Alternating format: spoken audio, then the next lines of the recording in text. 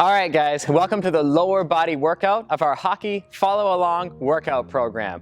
In this particular workout, we're gonna be doing 3 different supersets with 2 exercises per superset that we're gonna be repeating for 3 rounds with 45 seconds in between. You ready to go? All right, let's get after it. The very first exercise is a hand-supported quarter pistol squat. Guys are gonna have one hand on the chair and they're gonna put one leg straight up and do a quarter pistol squat. Depending on how advanced you are, you can remove the chair, and it's of course possible to do the full pistol squat range of motion, but it is very difficult, and I begin starting here before slowly working quarter, half, and then full. We're gonna be doing 8 reps per leg. Keeping our chest up, always looking forward, keeping one hand up as well at the same time. Try and keep your weight on your heel as you do this movement. 8 total reps here, and then we're gonna be moving on into the lying single leg hip thrust. Guys are gonna be moving down here. They're gonna get flat on their back, hands flat on the ground, staying nice and stable. One leg straight up into the air, one leg strong at a 90-degree angle with your hip, knee, and heel, and you're come to full hip extension. 1 extension equals 1 rep, and we are doing 12 per side. The hip thrust is a very underrated, underutilized exercise within hockey training because it trains many of the muscle groups responsible for being explosive. That thrusting hip movement, you're doing that every time you take off on the ice, every time you take a turn, even when you rotate to take a shot. We use our hips. Power comes from the ground up, and this is very important for that power development. They're doing 12 reps per side here, and then we're gonna rest 45 seconds before we begin the next round. And we're good. Time starts now. 45 seconds is on. And this time, just deep breathe, get water if you need to. One of the most important things that you can do is really just to try and consciously lower your heart rate. Relax, don't stay hyper, don't stay amped up. This is actually gonna fatigue you more than it's going to help you. What we want to do during this time is take deep belly breaths, calm down, lower our heart rate, prepare ourselves for the next round so we can be prepared for that round and not hyper. When we're hyper, we have poor technique, and we don't wanna have poor technique. 10 seconds left for rest, all right? Get that last sip of water in you. Deep breaths, get ready to go in 3, 2, 1. Let's go, second round. Pistol squat is an excellent exercise for the vastus medialis oblique. I mentioned this in other workout videos as well, as hockey players notoriously have an underdeveloped teardrop muscle on the inside of their knee, because when you look at the motion of skating is very lateral. They push out. They're only ever loading this side of the leg. So we need to also balance out the leg by training the teardrop muscle, which helps reduce knee injury risk. We're doing 8 reps per side. They're gonna move forward and move right into the single leg hip thrust. Single leg hip thrust. I like to do single leg with hockey players more than I like to do double leg hip thrust. I feel you get a much better mobility benefit out of it when only one side of the body is working as opposed to both sides of the body. Now, why do I think that? Because hockey is a unilateral sport. We have our stick on one side. We only ever shoot on one side. We only ever pass on one side. We only ever take off on one side. So one side gets stronger and more mobile than the other side. So I like to do things unilaterally, right? Single leg pistol squats, single leg hip thrust, so that we start balancing out the body's strength and balancing out the body's mobility. We're doing 12 reps per side on this one. This is an excellent, excellent exercise for hockey players and an excellent lower body exercise that we can do with no weight. All right, this round's done, 45 seconds, clock's on.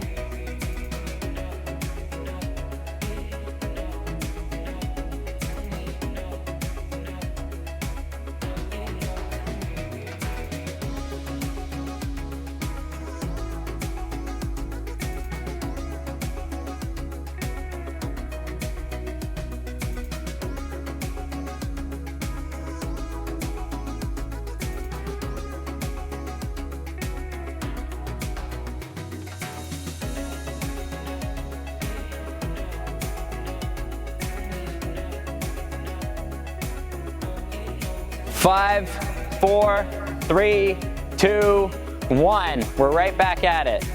Single leg pistol squats, hands supported, 8 per side. Now this is the quarter pistol squat, but if you're more advanced, feel free to go down lower and feel free to try and remove the chair if you can. We're using a chair here, but at home you can use a table, you can use the wall, you can use a couch, you can use whatever that you want to use because the resistance is coming from our body. Where you support yourself doesn't matter all that much. 8 reps per side. Right after these pistol squats, into the lying single leg hip thrust. Feet nice and flat on the ground. You guys are gonna notice they've also got their arms out. If you got your arms in, you're gonna be more unstable because you're only pushing with one side of your body. Arms out to keep stability so we can keep the force focused on our hips. Arms out, strong, foot flat on the ground at all times. That flat foot, we don't want it to come up. We don't want that heel to ever come up at any time. Some people in full extension, they can kind of start to bring that toe up, and that's not something that we want to happen. We want to stay nice, strong, and stable in this motion. One thing I want to point out, both guys are doing it excellent right now. They've got their head on the ground. With this movement, you don't want to be here. Some people make that exercise and they get all caught up in crunching. Some people do that with ab crunches as well. They keep their neck too tight, and this is not something that's good over time as it can really tighten up the front end of your neck, which hockey players typically already have an issue with because we're always looking down all the time. Finish 12 reps on both sides, and we're gonna move. We're gonna take a quick break first, take about a minute break, and then move into the next superset where we're gonna be doing front foot elevated split squat and the standing calf raises.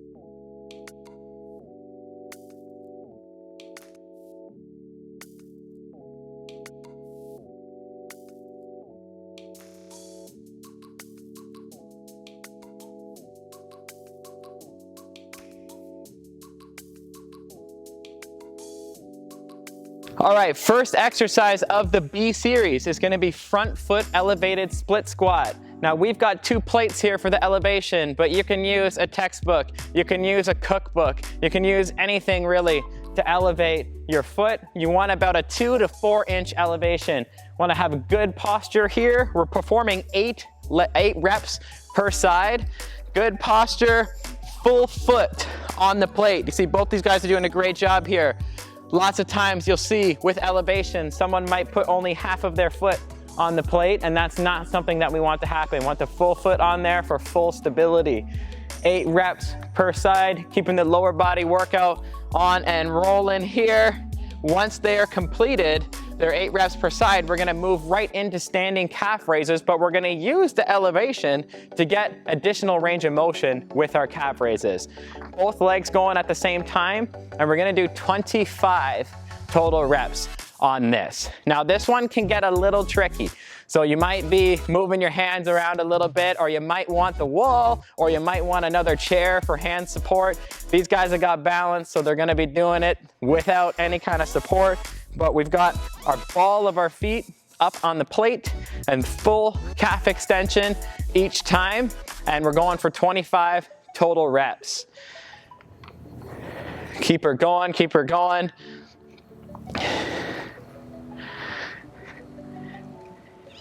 Once these 25 reps are done, we're gonna take another 45-second rest before repeating the circuit once again.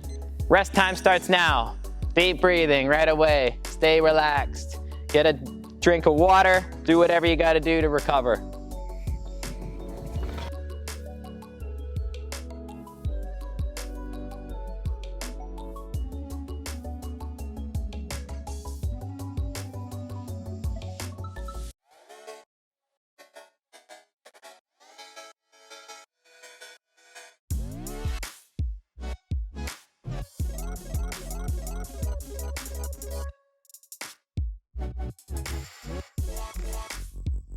All right, everybody get ready. 5, 4, 3, 2, 1. Let's go. Back at it with the split squats. Split squats are an excellent bang for the buck movement. We're getting hip mobility, lower body strength, and size with this movement. This is the movement that I believe to be the most bang for the buck hockey movement in the book when it comes to strength and conditioning. Now, front foot elevation. You know, some people might be thinking, why are we doing not the split squat? Why are we elevating one foot? It increases the range of motion for the hips. So we're getting more hip mobility out of this, and it also increases recruitment of the glute muscles, which are very important for hockey speed development. Moving right into the standing calf raises.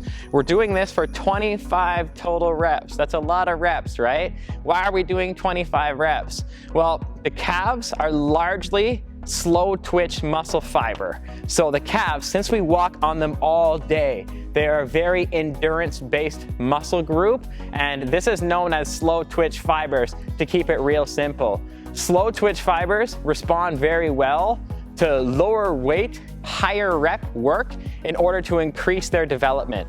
So the calves get lots of better results. I see much better results with my hockey athletes incorporating very high rep sets every now and then again within their programming. But we also have to do a lot of high reps for calf raises when we're doing body weight training, because rest time starts now when we're doing body weight training, because we don't have additional weight. Our calves carry us all day, every single day, all the time. They don't get tired. They don't get tired unless you're walking uphill or something like that. So in order to challenge them, we gotta do two things. We gotta increase the range of motion that we put them through, and we also gotta increase the amount of reps that we're gonna use if we're gonna be doing anything at all with the calf exercise. On top of that, when we're in a hockey boot, you're stuck at a 90-degree angle for 8 months, 6 to 8 months of the year. A boot keeps you in a 90-degree angle all of the time. Because of that, you develop very tight calves and tight Achilles. So when we increase the range of motion, we're automatically improving the mobility of your ankle, which can be a huge problem for hockey athletes. All right, getting back into the next round, going right into it. Front foot elevated split squat, 3. This is our final, our third set, 8 per leg. Finish strong here, guys, on this B series. Foot nice and stable.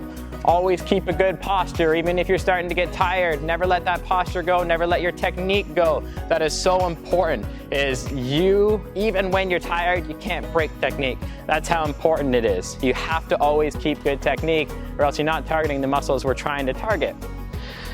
Moving on, last set, standing calf raises, 25 total reps here.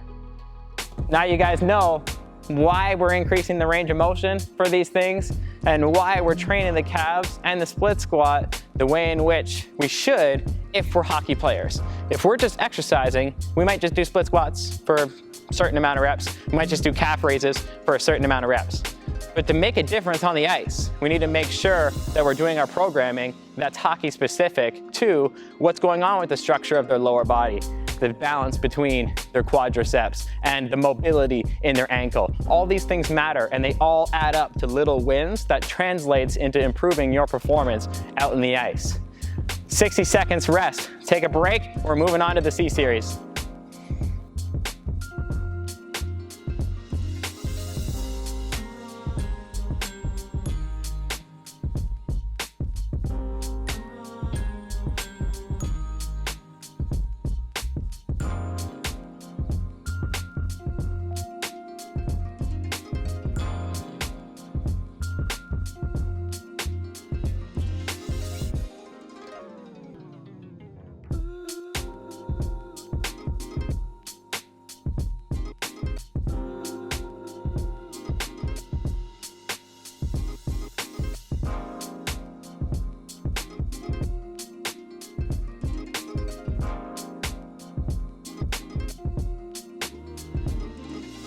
Ten seconds left, guys.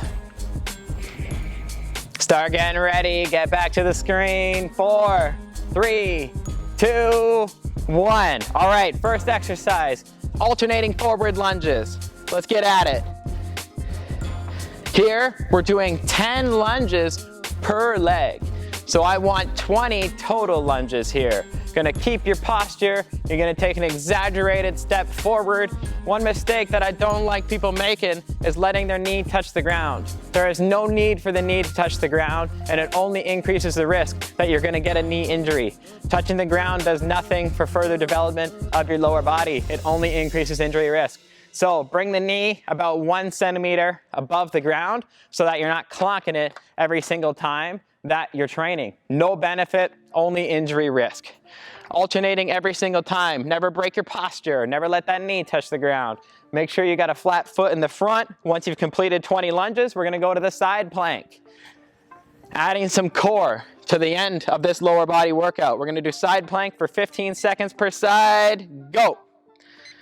You notice, he's got his shoulder in line with his elbow, and he's got his shoulder in line with his hip, and his hip in line with his ankle. You don't want to be exaggerated up or down. 3, 2, 1. Let's switch. And go. 15 more seconds on this side. Stay up, stay open as well. You want to be here. See how his shoulder is nice and back and he's not forward or rounded. He stays in line, which activates the core the best. 2, 1, time. All right, 45 seconds rest.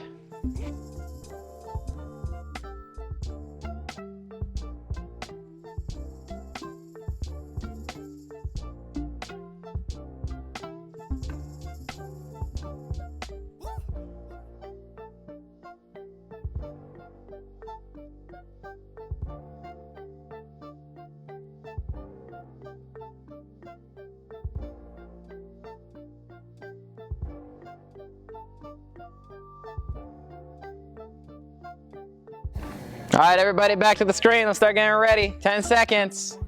Get in your stance. Get ready. 5, 4, 3, 2, 1. Alternating forward lunges. We're back at it. Another 20 reps. Make sure you're always coming low each time. You don't want to hang out up top. One of the biggest benefits of the lunge is the mobility benefit that you get out of the lunge. Remember, that hockey training, I'm always talking about training one side and training the other side because hockey is a unilateral sport. So we don't want to just hang out up top because that extra range of motion makes a big difference for the overall development of your lower body, but also the mobility of your lower body as well. Range of motion within the research wins every single time for what promotes the greatest amount of strength and muscle size. So if you're one of those guys in the gym who sacrifices range of motion for more weight, you're doing it wrong. You'll actually gain more muscle using less weight with more range of motion. So let's get back down here. Side plank, 15 seconds per side. Let's go. We're up, we're staying contracted. You want to contract your core. We don't want to find ways to distribute any kind of force, right? Some people will bring their hip in a little bit or out to take the force off of their core and more weight just onto their shoulder and elbow. Switch. And go. Always nice and straight. Ankles should be in a perfect line with the shoulder, which both of these guys are doing right now. Staying strong. 4, 3, 2, 1. Take a break. 45 seconds.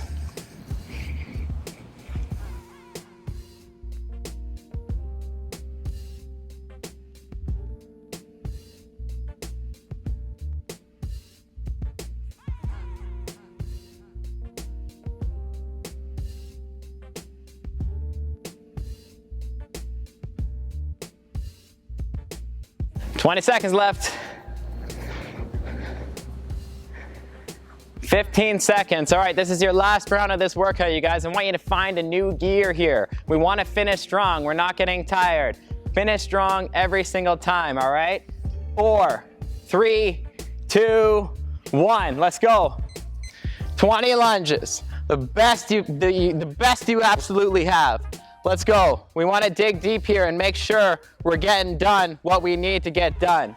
No half reps, no slacking off, no extended rest periods. We're doing 10 per side here, getting 20 full lunges in, making this thing happen. This is what we're here for. Let's make it happen. Non-stop movement. You see these guys are in cadence. They don't stop. Don't stop. There's no breathing. There's no stopping. Technique is good. Digging deep, making sure we finish this workout the way that we should. Almost there. And down to the planks. Guys, get ready in 3, 2, 1, start. 15 seconds. Hold it. Hold it, hold it, hold it, hold it. Don't distribute any weight any elsewhere. All in your core. Make sure we're training our core. 4, 3, 2, 1. Let's switch. And up. 15 seconds. Last 15 seconds of the day. Hang in there. Breathe through it, but stay in a line. You want to make sure you're still breathing even though this is a core stability movement. 3, 2, 1. And that's a wrap. You just completed the lower body follow along workout for hockeytraining.com. Enjoy, you guys. Great job.